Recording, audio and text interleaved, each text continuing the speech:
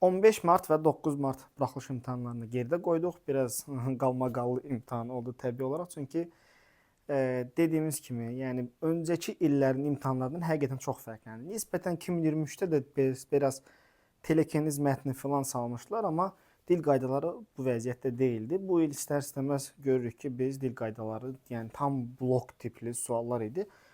9 və 15 mart imtahanların çətinliyində isə bir fərq yox idi. Yəni %95 deyim be, eyni vəziyyətdə idi. Sadəcə nisbətən mənə 15 martın sualları daha rahatmış kimi gəldi mətnlər. Çünki mətni anlamaq və mətnə uyğun cavablar yazmaq nisbətən daha rahat gəlmişdi, nəinki 9 martda.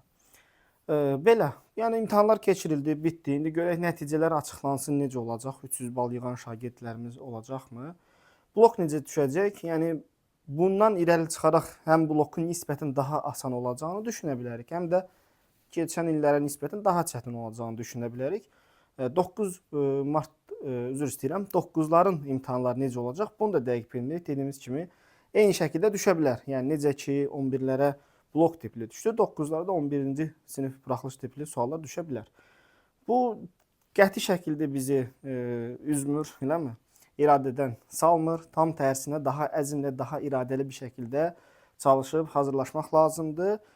Bugündən sonra maksimum şəkildə hər gün videolar paylaşmağa çalışacağam ki, yəni birinci belə deyək 9-lar üçün, yəni çünki aprel ayında artıq 9-ların imtahanıdır. Daha sonra isə köklənəcək əsas olaraq blok imtahanına hazırlaşan şagirdlərimiz üçün. Dediyim kimi bu izahlarımız ardıcıl şəkildə gələcək. Sonra bugündən sonra 9 illik test topusun izahları gələcək. Çünki indiyə qədər görsəniz kanalda əsasən 11-lərə üstünlük verdik. Amma bundan sonra 9-lar üçün də tez-tez videolar paylaşacağıq. Dəstək olmaq üçün abunə olmağı və videolarımızı bəyənməyi unutmayın. Sağ olun, növbəti dərslərdə görüşərik.